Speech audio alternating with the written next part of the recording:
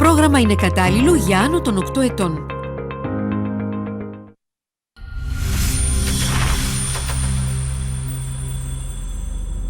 It's a starry night in the southern hemisphere.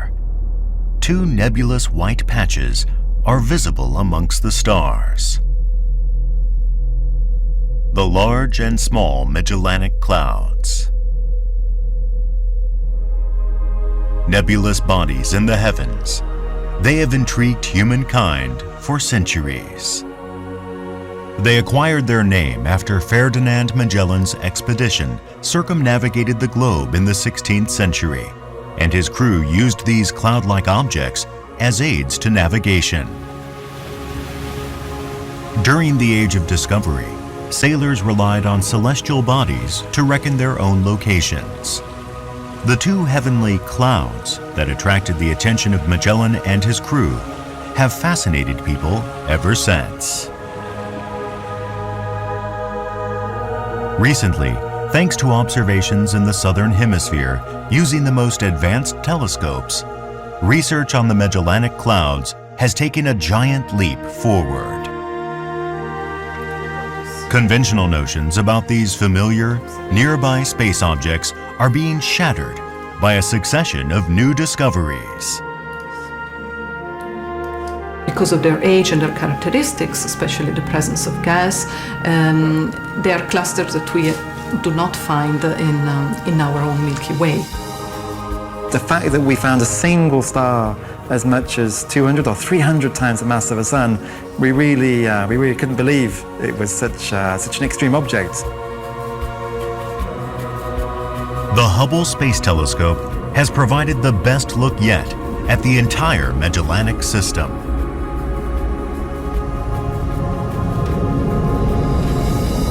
The Magellanic Clouds turn out to be astonishing records of the very birth of the universe.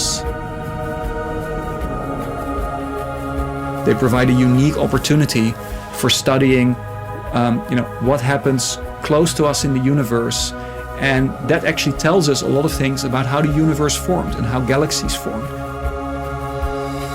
Astronomers throughout the world are eager to shed light on the Magellanic Clouds, hoping to reveal secrets about the earliest days of the universe. This program follows these stars on a journey of amazement and discovery.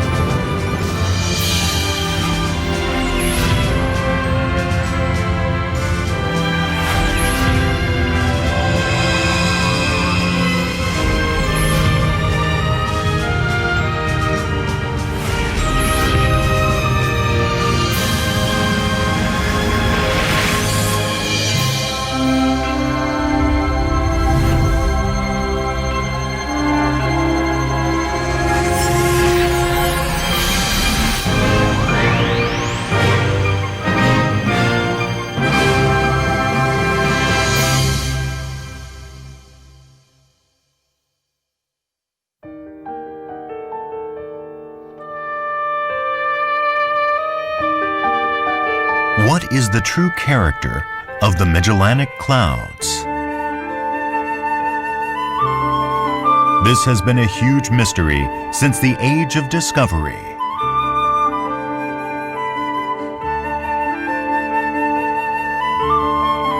By the 17th century, 100 years after Magellan's expedition circumnavigated the globe, Europe was producing numerous star charts of the southern hemisphere.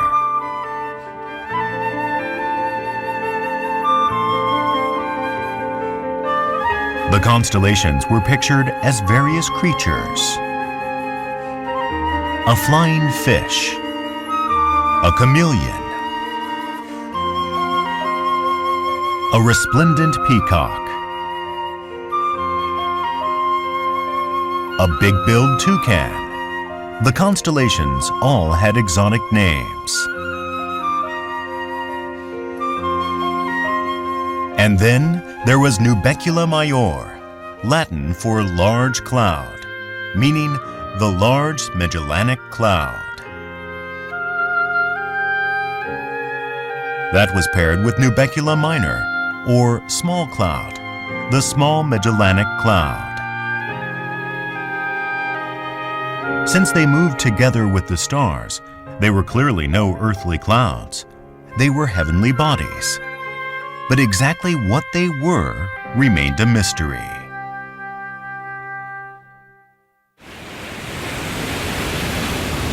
The first detailed research into the Magellanic Clouds began in the 1830s. To conduct research into stars of the southern hemisphere, England had established a royal observatory at the Cape of Good Hope in southernmost Africa.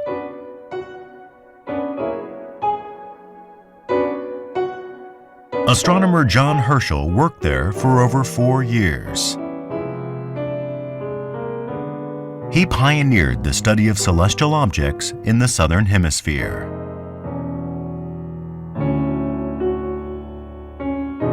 In 1847, Herschel published his findings in a 450-page report.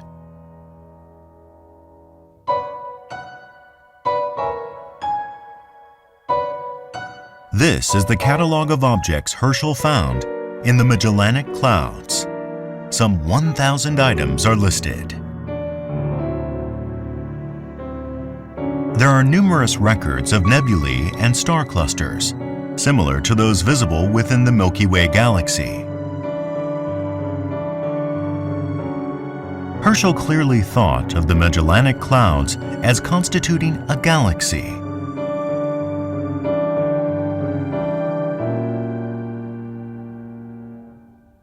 At the time, most astronomers thought that all celestial bodies lay within the disk of our own Milky Way. Herschel thought that these rather indistinct and nebulous objects must be extragalactic celestial bodies.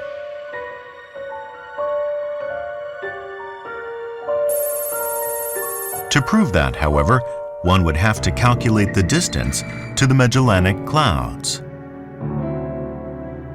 Alas, Herschel did not possess the means to do that. Are the Magellanic Clouds inside the Milky Way or outside?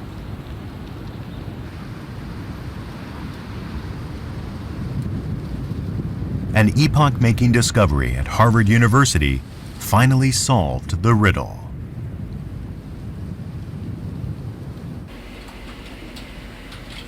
The crucial evidence was supplied by photographic plates stored here. This is the world's largest archive of astronomical photographs. As you can see, we have cabinet after cabinet, many plates, 525,000 plates in this collection. That's 25% of the world's total of astronomical photographs just in this collection. And what is remarkable about that is that it covers more than 100 years of time, from 1885 to 1989. And we began photographing the southern skies early in the 1880s, so that the Magellanic Clouds are covered from that early time. These photographic glass plates recorded light from the stars over long periods of exposure.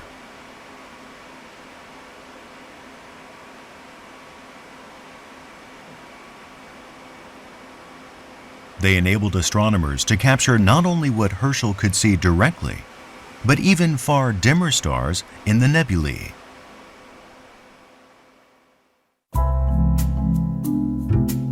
Around the turn of the 20th century, the data etched on these glass plates were processed by a team of female analysts. The position and brightness of every single star were meticulously recorded. The analysts were actively seeking variable stars, a popular quarry at the time.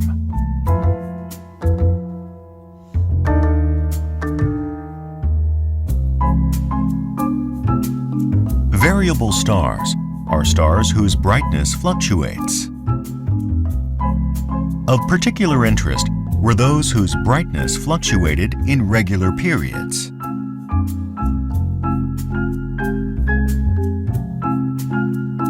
This was one of the very old ones. This type of star could help prove whether the Magellanic Clouds lay inside or outside the Milky Way. With the, Wow, it's a 240-minute exposure. here we have a glass plate of the small Magellanic Cloud, a long exposure which is taken. Some of the stars will be variable stars, but you get them at only one moment on this plate.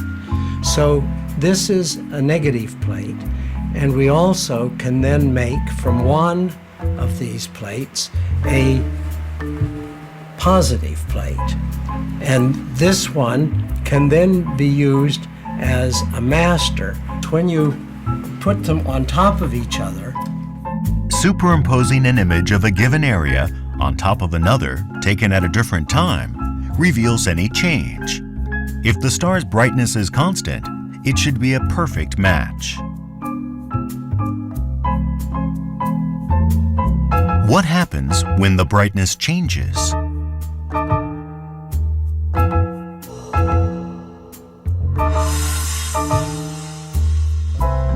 Since brightness is translated optically as size, any variability is immediately apparent.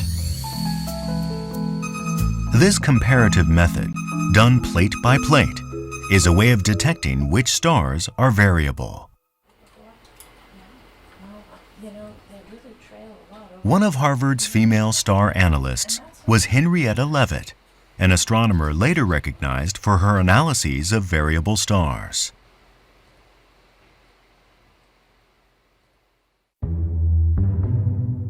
This is one of the photographic plates of the Magellanic Clouds that Leavitt analyzed. Out of 100,000 stars recorded on a single plate, she endeavored to identify the variable ones.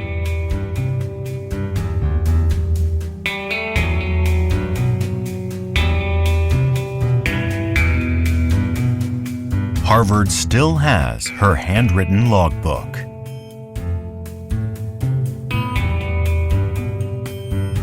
She assigned numbers to each variable star, comparing readings at fixed intervals and determining the periodicity of its variations in brightness.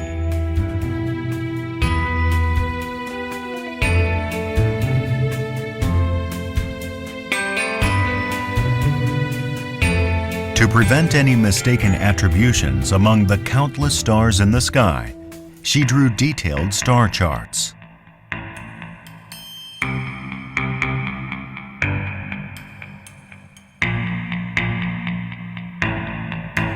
After 4 years of research, Leavitt published her study of 1,777 variable stars in the Magellanic Clouds.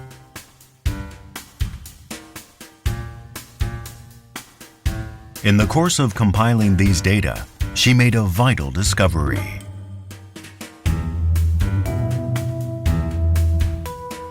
She noticed that variable stars in the Magellanic Clouds with the same period had the same brightness, or luminosity. Compared with variable stars of the same periodicity within the Milky Way, the ones in the Magellanic Clouds appeared fainter. The fainter the star, the farther away it must be. In the late 1920s, after Leavitt had passed away, detailed analyses revealed that the Magellanic Clouds lie far outside the Milky Way.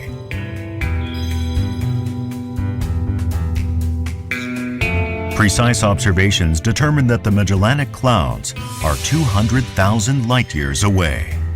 That's twice the diameter of the entire Milky Way.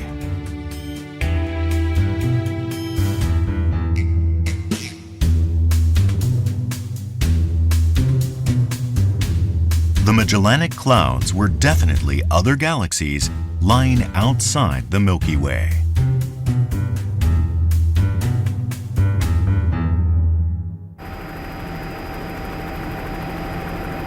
A large telescope subsequently revealed a deep relationship between the Milky Way and the Magellanic Clouds.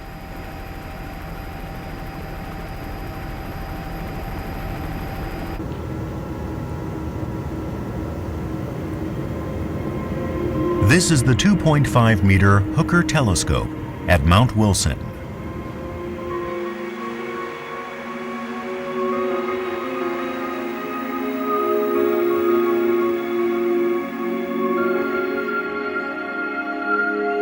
This telescope enabled measurement of the distances to many galaxies outside our own.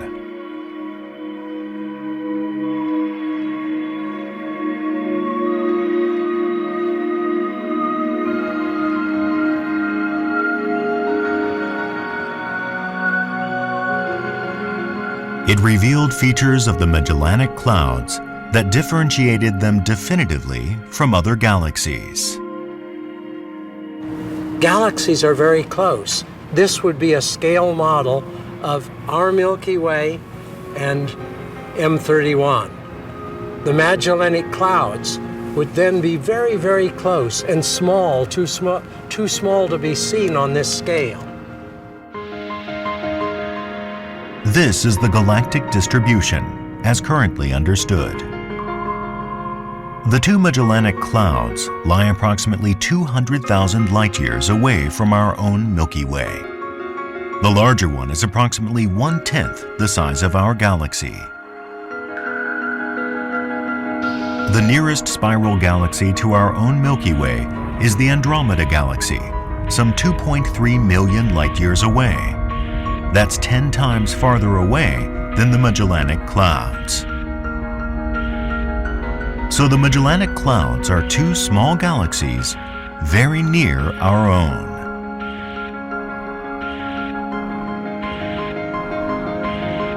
Edwin Hubble, the leading astronomer of his day, described the Magellanic System thus.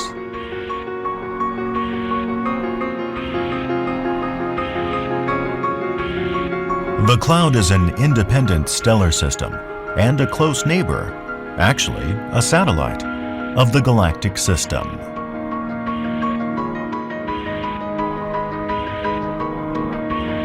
A satellite is a space object that is gravitationally attracted to another and orbits it, as the Moon does the Earth. Hubble thought that the Magellanic Clouds similarly orbit the Milky Way galaxy.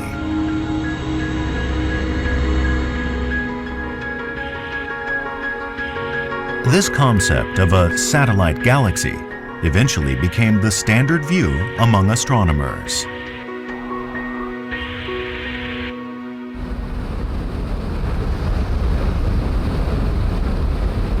A major discovery was made in the southern hemisphere, in Australia. The two Magellanic Clouds together make up a single gigantic space object.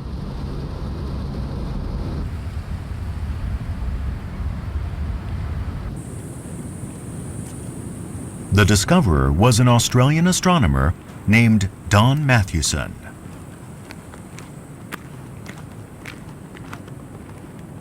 It is quite interesting. If this object I discovered was actually visible, everyone would be astounded. It's an enormous arc of gas stretching right across the sky. In fact, it's more outstanding than the Milky Way galaxy.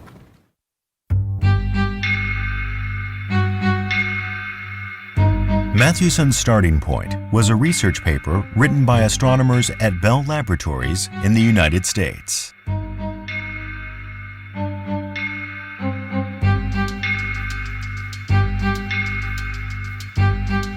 Their measurements of intergalactic radio waves revealed filaments of gas in the skies over the northern hemisphere.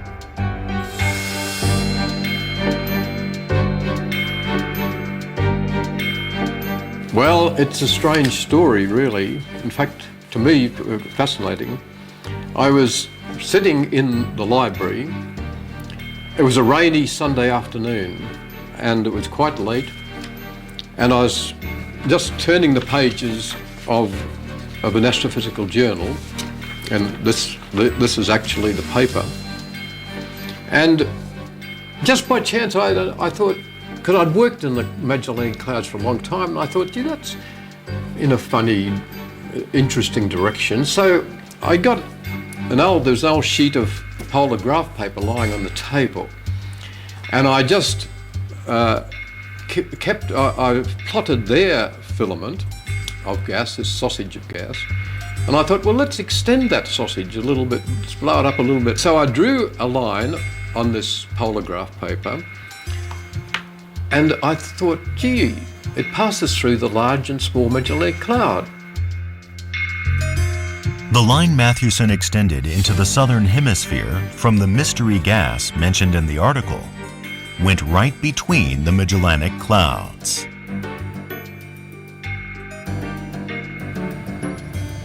And Australia had a radio telescope well suited to confirming the presence or absence of gases. It was the Parkes Observatory. Matthewson couldn't contain his excitement.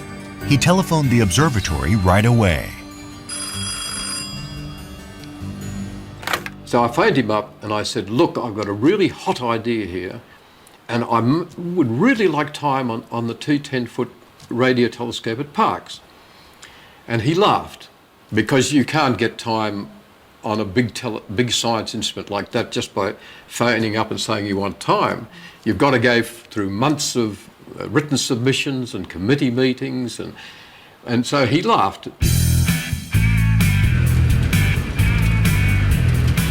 The very next morning, Matthewson jumped into his car and drove to the observatory. The director had told him that the telescope would be offline for maintenance that day, so Matthewson thought that at night there might be a chance for some brief observations. It took him 4 hours to drive to the Parkes Observatory.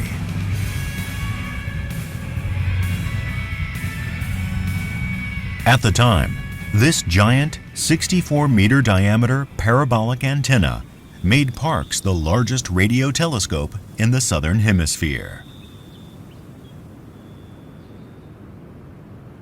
When Matthewson arrived, he asked the maintenance workers if he might borrow some time on the telescope.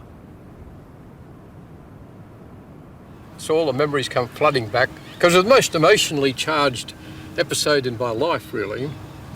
The discovery of the Magellanic Stream. Past 10 p.m. It was only after the maintenance staff had left for a late supper that Matthewson was able to use the telescope.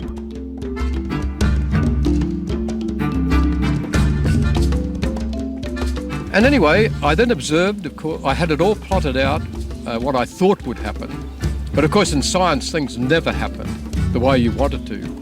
Nature is a very, is a teaser. It teases you and then all of a sudden drops you flat on your face. But tonight was completely different.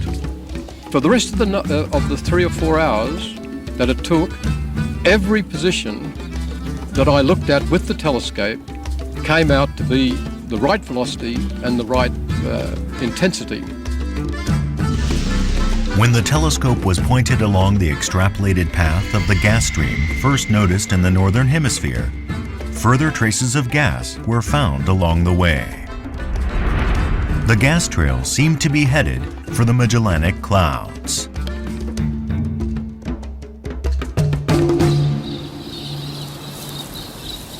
That's how Matthewson was the first in the world to actually establish a link between the gas trail and the Magellanic Clouds. Subsequent detailed observations confirmed that their distributions were aligned. This intergalactic belt of gas was named the Magellanic Stream.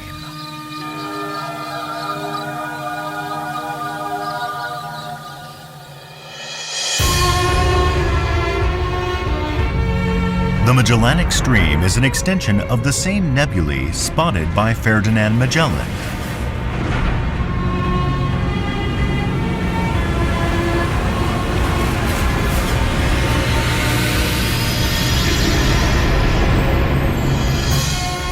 It's a huge belt of gas, stretched out as if to curve around the Milky Way galaxy.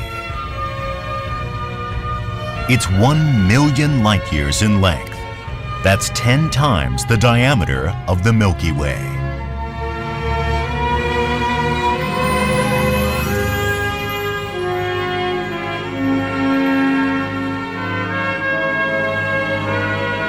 Like the contrail of a jet plane, the Magellanic Stream is proof that the Magellanic Clouds have passed that way.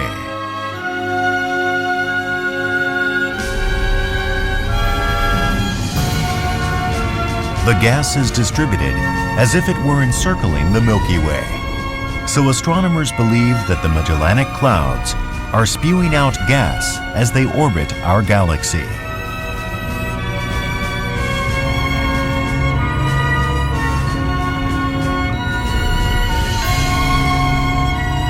The Magellanic Clouds, galaxies with a gas trail longer than the diameter of our own galaxy.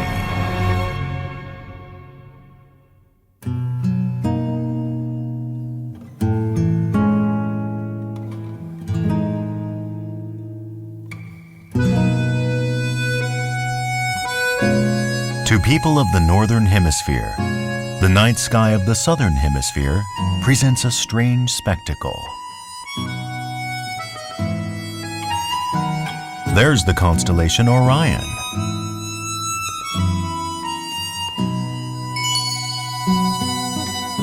But it's upside down.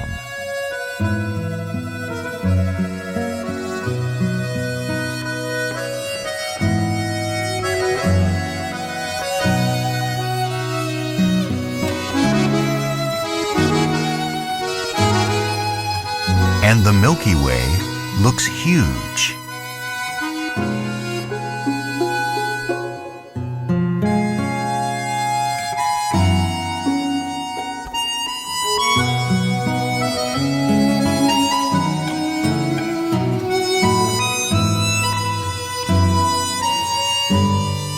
The exceptionally bright area is our galaxy's nucleus.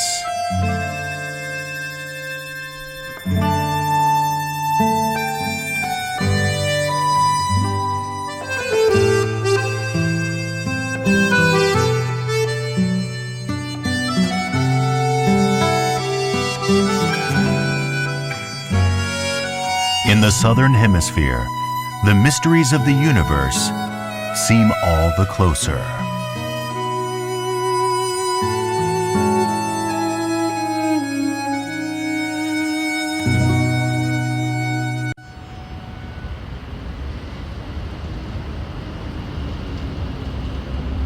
This is Santiago, the capital of Chile. It's surrounded by 5,000-meter-high mountains.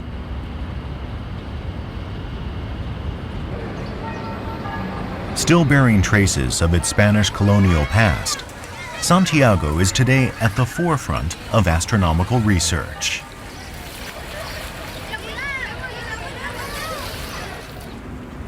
On the way to a greengrocer's in a new part of town. Hola. Gracias. The shopper is Valentin Ivanov, an astronomer who was born in Bulgaria. Recently, he has been analyzing observations of the Magellanic Clouds made with one of the world's most advanced telescopes.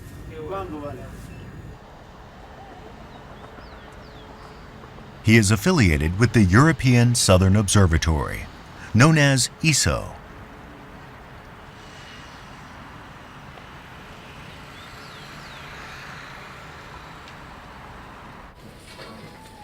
ESO has established 3 observatories in Chile from which to survey the stars of the Southern Hemisphere.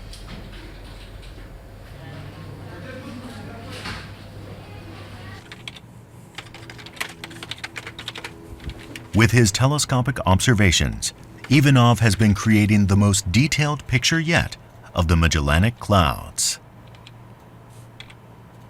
VISTA is one of the newest projects of ESO, and it aims at creating large uniform maps of the sky. These are called surveys.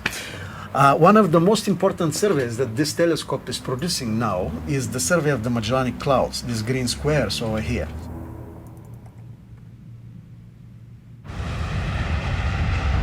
To produce a complete map of the Magellanic Clouds, Ivanov spends a total of 1/3 of every year at a mountaintop observatory.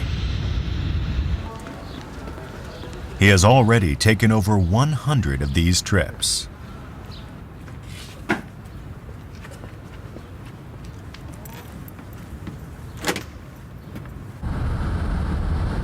His destination is about 1,000 kilometers north of Santiago.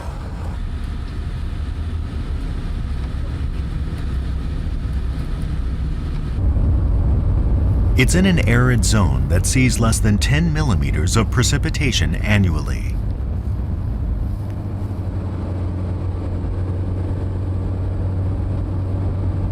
This is the European Southern Observatory's largest site.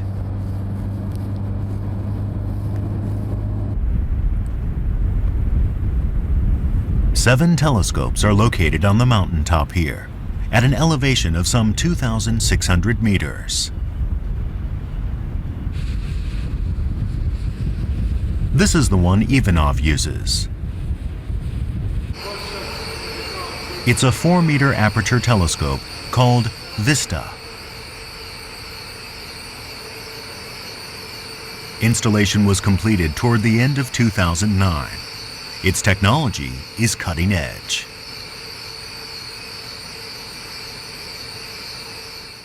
Vista is a special purpose-built telescope. Unlike other ESO telescopes, Vista is designed to cover extremely large field of view in a single pointing. The field of view of Vista is about degree by degree and a half. How does Vista compare in this regard to the Hubble Space Telescope? Vista's field of view is about 500 times greater than Hubble's. In a single pointing, Vista can take in a region much broader than a full moon.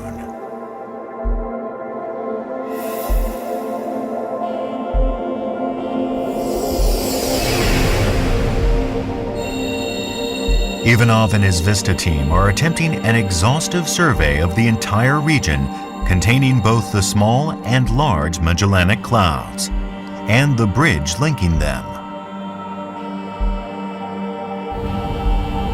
It's sundown. Vista can now be engaged.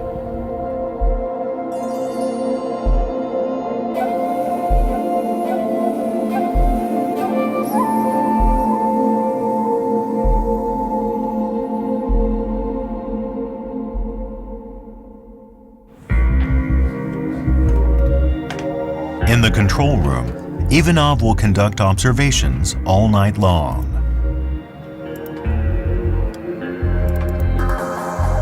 The display shows stars within the Magellanic Cloud system.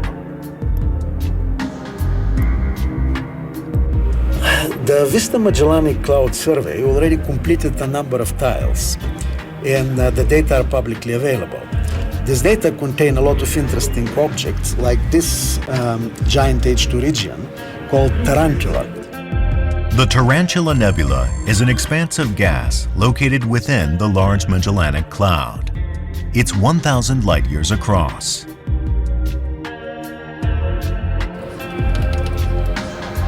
Its name derives from the hairy, spidery appearance of its gases. This image that we see here actually is built from 3 different images, each of them in the near infrared. The advantage of the near infrared and the advantage of the kind of data that Vista delivers to us is that we can actually see through the dust. If you look at this region, this area on the sky in the optical, you'll see almost no stars because the dust and absorbs the optical light much more than the infrared light. Vista captured this image of the Tarantula Nebula. Compare it to an optical image showing ordinary visible light. It's clear that the Vista image reveals the stars hidden beyond the gas and dust.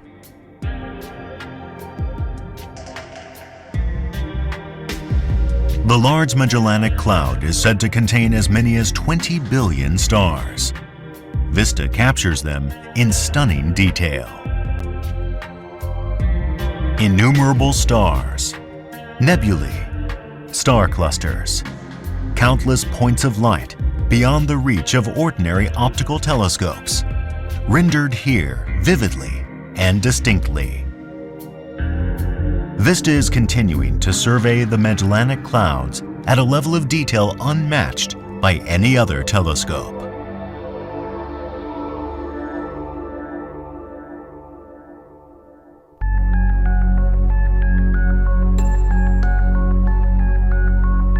The VISTA survey has discovered strange objects not to be found in our Milky Way galaxy.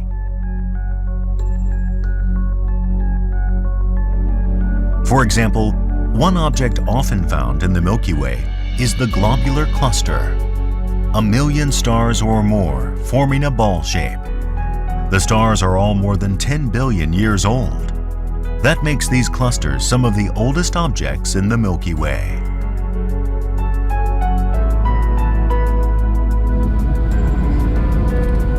But VISTA has captured globular clusters in the Magellanic Clouds that are significantly different.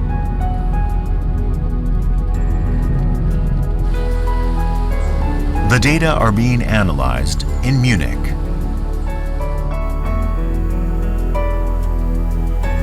These globular clusters cannot be accounted for by conventional cosmology.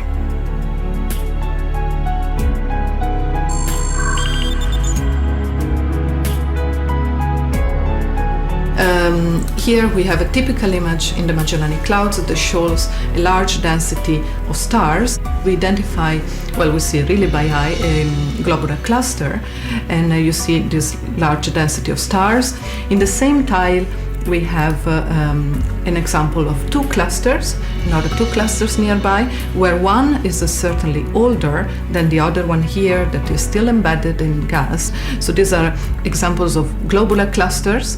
They are clusters that we do not find in our own Milky Way.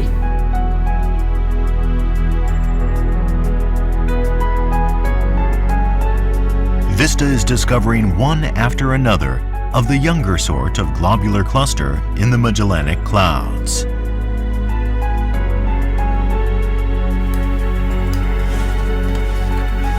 Why should otherwise similar globular clusters be so old in the Milky Way and so young in the Magellanic Clouds? The Magellanic Clouds have retained a lot of their gas, and therefore even the clusters that form in the Magellanic Clouds, they will form in regions like this one, where we have lots of gas for stars that are currently being formed. In the Magellanic Clouds, gas represents 10 times greater a proportion of galactic mass than it does in the Milky Way. That's why there are so many young globular clusters. The Magellanic Clouds have been thought of as satellite galaxies of the Milky Way. But in terms of composition, they differ greatly from our galaxy.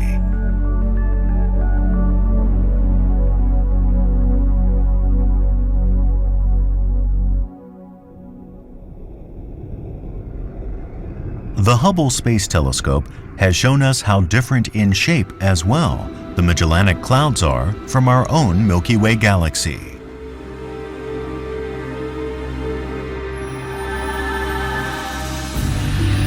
This nebula, in a remote part of the Large Magellanic Cloud, shines with extraordinary luminosity. It's gigantic, more than 30 times the size of the Great Orion Nebula. And out of the dark gas and dust, it is birthing countless new stars.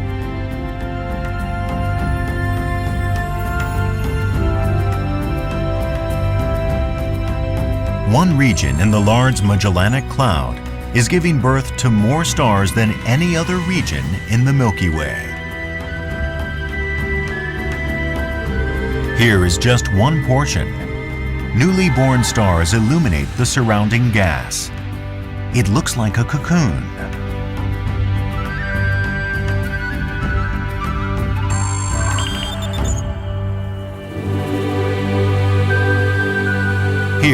An accretion of gas and dust is displayed in silhouette, lit from behind by young stars. The largest mass looks like a seahorse. It's a huge object, some 20 light-years in length. The small Magellanic Cloud also boasts magnificent nebulae and star clusters.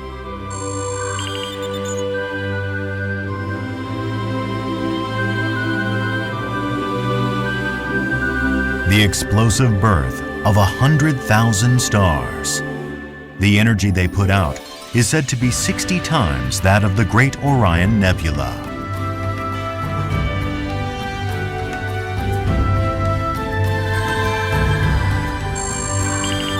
Or look at the outskirts of the small Magellanic Cloud.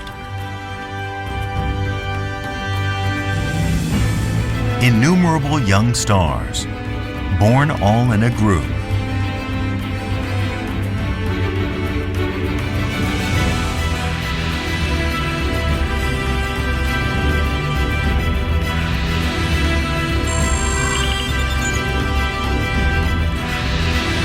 And this sparkling, multicolored, open cluster has been called the Jewels of Magellan.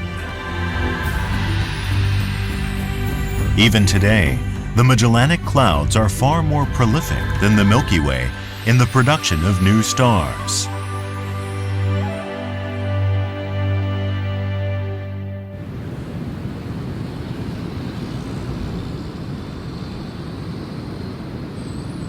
The Magellanic Clouds had been thought to be orbiting the Milky Way. But recently, a great discovery was made in that regard.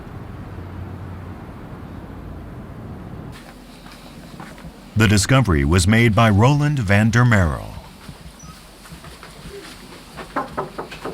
Hey guys. Van der Merel spent 4 years directing observations of the Milky Way by the Hubble Space Telescope.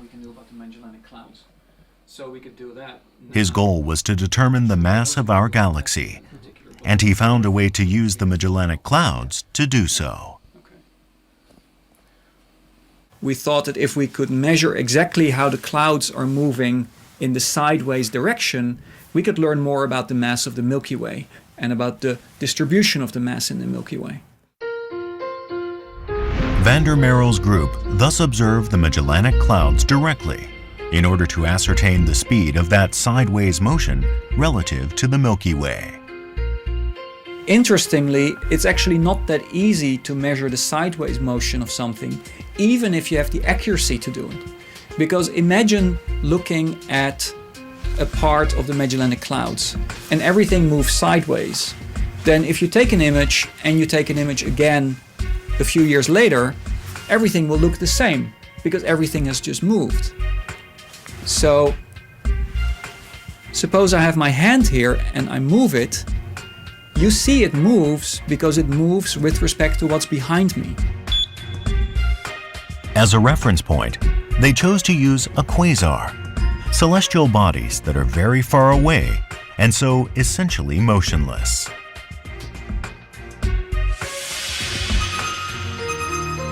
By using a quasar located beyond the Magellanic Clouds, as seen from Earth, they could measure the cloud's relative motion.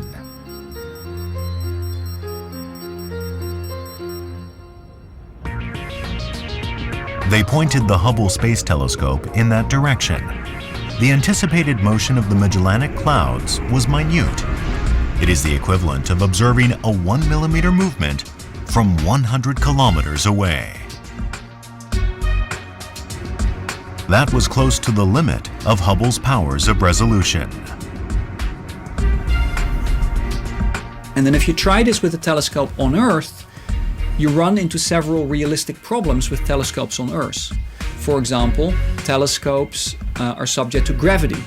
As the telescope moves, the gravity on the telescope is different, and the instrument distorts a little bit. And you see this in your images. The observations with Hubble continued for 4 years. Now, we cannot actually measure the motions of stars in the Magellanic. Van der Merel's group succeeded in obtaining data on 25 of the regions into which the Magellanic Clouds had been divided. After analyzing the results for a full year, they calculated that the Magellanic Clouds are moving at an incredible 378 kilometers per second, 1.36 million kilometers per hour. This was 300,000 kilometers per hour faster than anticipated. Initially, we were just very happy we were getting any results out that said, hey, we can actually measure the motion of the Magellanic Clouds. So that was our initial excitement for quite a while. And it was clear we were doing it better than anyone else had done it before, but it wasn't immediately obvious what we were learning. To extract meaning from these speed calculations, computer simulations were conducted of the relative motion of the Milky Way galaxy and the Magellanic Clouds. The simulations were carried out at Harvard University. The movements of the Magellanic Clouds were minutely calculated, using the latest data on the size and mass of the Milky Way. This is the result. Contrary to expectations, the Magellanic Clouds do not orbit the Milky Way. Assuming the Milky Way is not unnaturally massive, the Magellanic Clouds will eventually fly off into deep space. I basically computed things like the escape speed, which refers to the speed that an object would need to have to escape the potential of the Milky Way at its distance, at separation from the Milky Way. And for the basic model that I had initially started off with for the Milky Way, the LMC was sitting at the escape speed. So the orbit couldn't be anywhere close to what we thought before. So it was very normal for people to think for years that the Magellanic Clouds had been going around the Milky Way many times. Cortina realized that that couldn't be at that speed. They were going too fast. They were basically flying away from the Milky Way too fast, which means that probably they were just coming into the Milky Way for the very first time. And this was a very revolutionary thought. So the Magellanic Clouds are not satellite galaxies of the Milky Way after all. They are visitors from afar, merely enjoying a chance encounter with our own galaxy.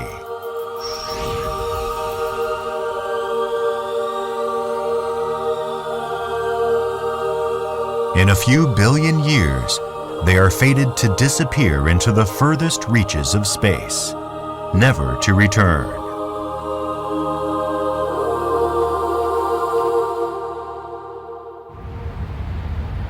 The true nature of the Magellanic Clouds is gradually emerging, and astronomical observations indicate that the clouds hold a key to understanding what the universe looked like right after the Big Bang.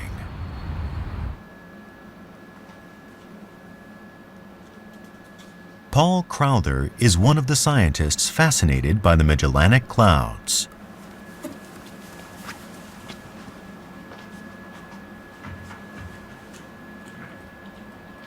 For 15 years, he's been studying one of the cloud's features in particular.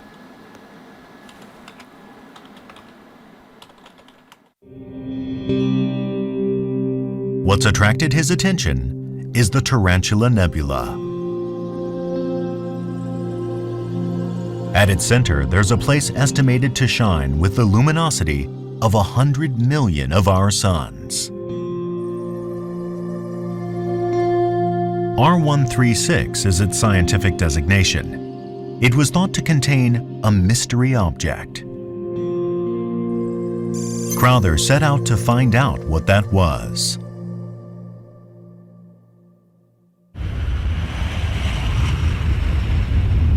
He conducted his observations with what's called the VLT, or Very Large Telescope, located in Chile.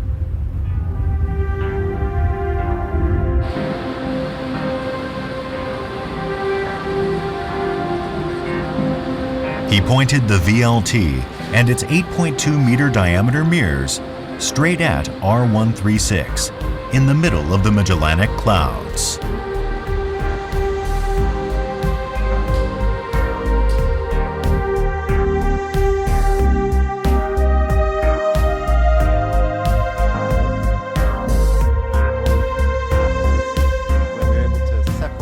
This is the very center of R136. The detailed view provided by the VLT reveals that what looked like one bright clump at its center is comprised of many stars, the brightest of which has been designated R136A1. With a luminosity of 10 million suns, it is, so far as we now know, the brightest star in the universe.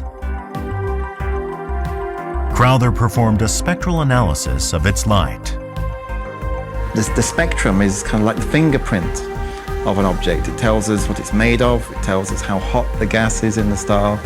And so this actually is an infrared spectrum taken with a very large telescope of R136A1, and it reveals the presence of, for example, this is a line of helium-2, ionized helium, and this means the star is incredibly hot. Thanks to this analysis, Crowther was able to start profiling his mystery object.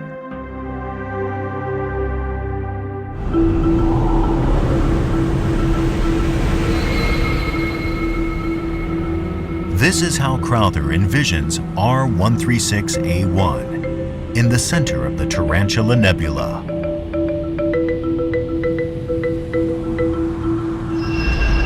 With surface temperatures reaching 55,000 degrees Celsius, it burns bright blue.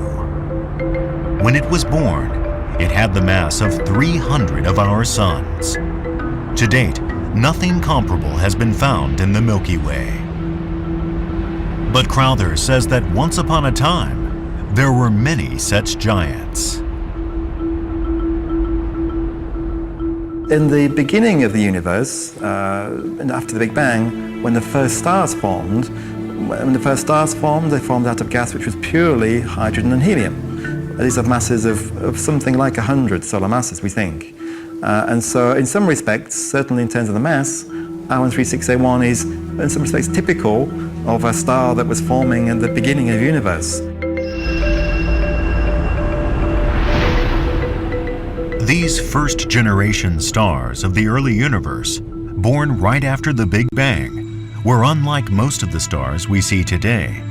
They were formed directly out of hydrogen and helium gases, and they were all blue giants. In the Magellanic Clouds, there are many such stars.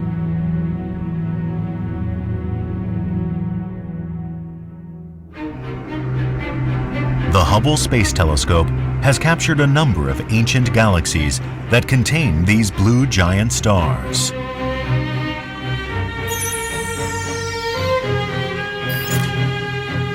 All these galaxies are more than 13 billion light-years away. So what we see now is how they looked 13 billion years ago. In other words, just moments after the universe was born.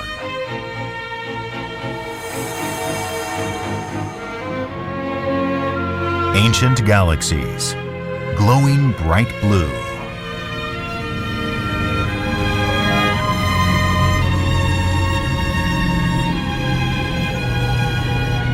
The sheer number of blue giant stars, similar to the one Crowther has been studying, is enough to impart a blue color to the galaxy as a whole.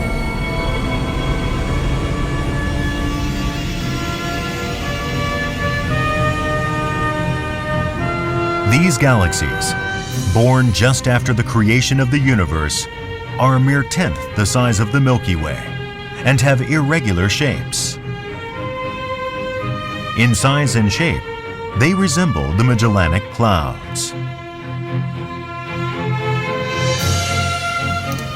That is why scientists believe that studying the Magellanic Clouds will provide insights into the evolution of our own galaxy.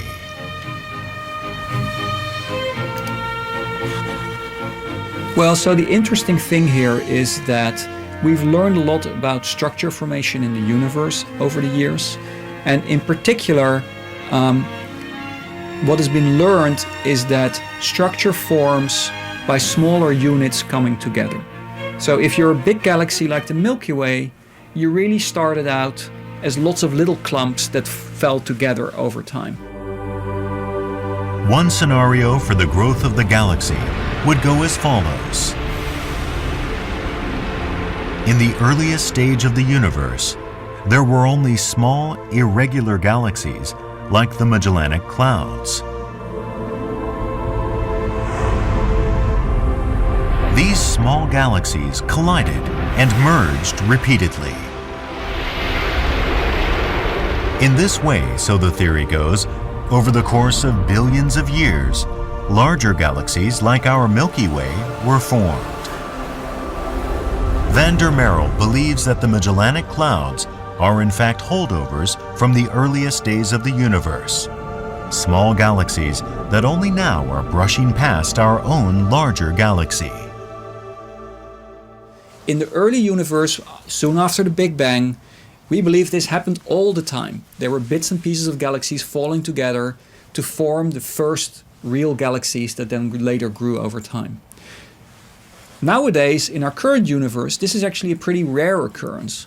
So the fact that we're seeing the Magellanic Clouds pass the Milky Way right now is very unusual at some level, but it really gives us a glimpse of what the universe was like more typically when it was much younger, when galaxies were falling onto each other and merging together all the time.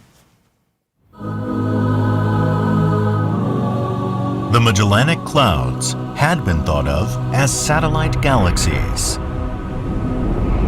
But it turns out that they are actually leftovers from the very beginnings of the universe.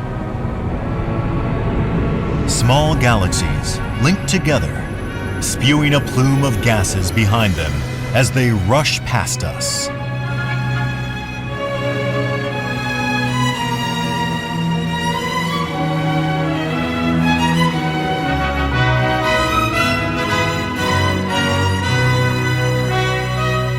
At the Vista telescope in Chile, observations of the Magellanic Clouds are ongoing.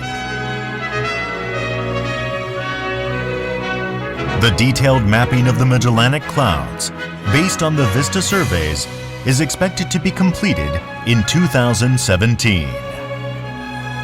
Vista is continuing the observations of the Magellanic Clouds, and we are extremely lucky to have this exciting and mysterious galaxy next to us, because it has been a wonderful playground for astronomers for more than a century now, couple of centuries, and I'm sure it will help us to reveal many more secrets. The origins of the universe, the birth of the galaxies. These are the mysteries to which the Magellanic Clouds hold the keys. As humanity peers into the southern night skies, that quest will continue.